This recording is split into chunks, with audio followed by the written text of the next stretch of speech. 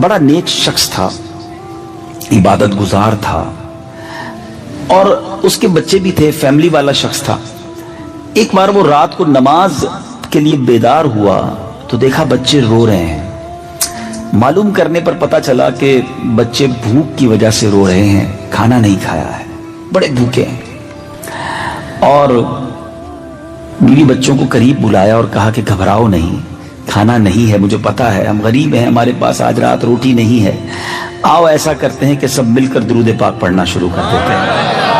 आका की बारगाह में दुरूद पढ़ते हैं, दुरूद की बरकत से कर्म हो जाएगा, शायद हमारी किस्मत खुल जाए और अल्लाह ताला अपने कर्म से हमें गनी कर दे। ये लोग दुरूद पाक पढ़ने लगे और जो शख्स था, नेक आदमी था, पढ़ते पढ़ते उसकी आंखें बंद हुई, नींद का गलबा हुआ, आंख लगी मगर किस्मत जाग उठी।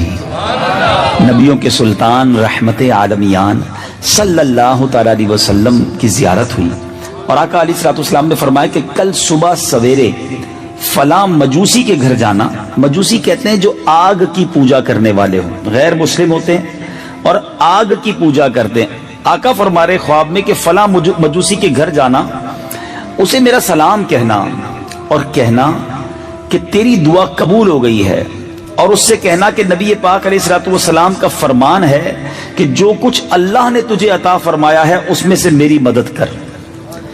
इस पर वो शख्स जाग गया मगर हैरान था कि नबी पाक किसी गैर मुस्लिम के घर मुझे भेज सकते हैं, किसी मजूसी को सलाम कह सकते हैं, बड़ी अजीब बात है।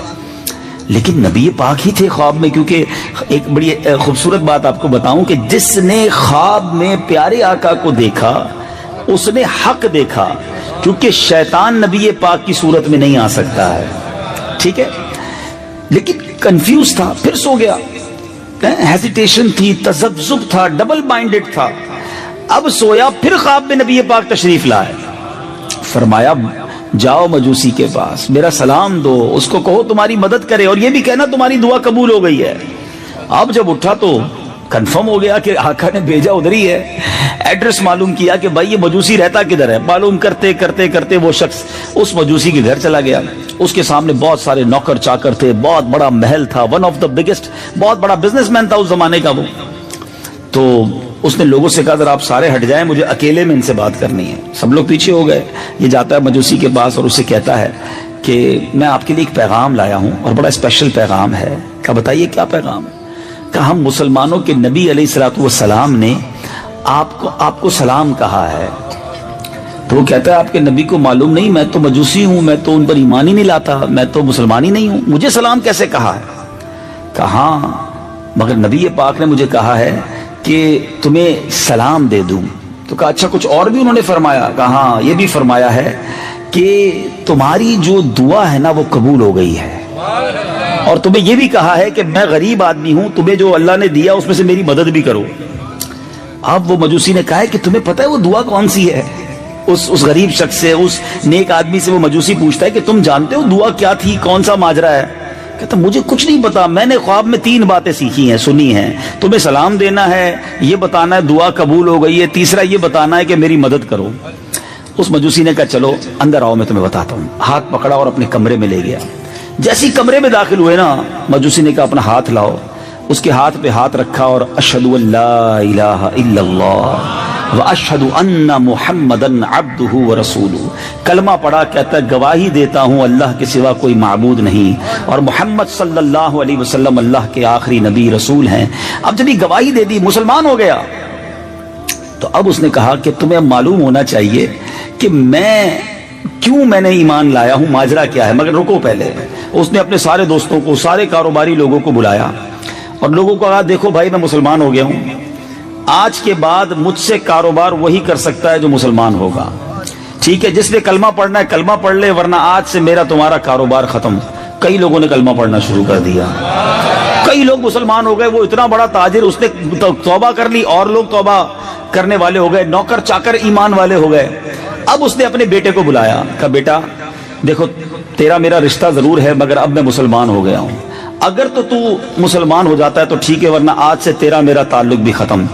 बेटा कहता है अब्बा जान मैं आपकी मुखालिफत कैसे कर सकता हूँ, आपने ईमान कबूल किया, मैं भी इस्लाम कबूल करता हूँ। बेटा भी मुसलमान हो गया। बेटी को आवाज दी। अच्छा कमाल ये है کہ یاد رکھیے مجوسی جو مذہب ہے نا، اس میں بیٹا اور بیٹی، بہن اور بھائی کی شادی ہو سکتی ہے۔ باپ نے کچھ دنوں پہلے ہی اپنے بیٹے اور بیٹی کی شادی کی تھی، تو بیٹی کو بلا کر کہا کہ بیٹی میں جو ہے وہ ایمان لے آیا ہوں، تمہارا شوہر بھی جو میرا بیٹا ہے وہ بھی ایمان لے آیا ہے، اور اسلام میں بھائی بہن کی شادی الاؤ نہیں ہے، اب تم بتاؤ تم نے کیا کرنا ہے۔ کہا ابا جان جس دن سے بھائی سے شادی ہوئی ہے اس دن سے مجھے دل سے اچھا نہیں لگ رہا کہ یہ کیا ہوا ہے۔ ابو جان میں بھی کلمہ پڑھتی ہوں اور مسلمان ہوتی ہوں۔ دونوں بھائی بہن میں بھی جدائی ہو گئی۔ اب وہ بھائی بہن تھے، ظاہر ہے یہ تو حرام کام تھا، غلط کام تھا۔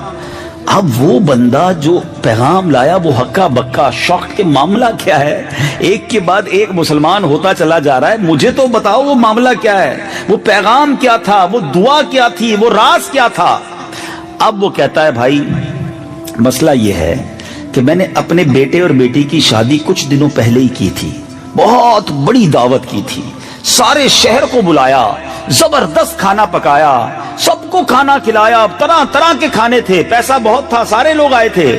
کہتا ہے جب شادی سے فارغ ہو کر میں اپنے فرش پر اپنے بیڈ پر جا کر لیٹا تو میرے پڑوس میں ایک بیوہ عورت رہتی ہے، اس کی چھوٹی چھوٹی بچیاں ہیں اور وہ سب سید زادیاں ہیں، مسلمانوں کے نبی کی اولاد سے ہیں۔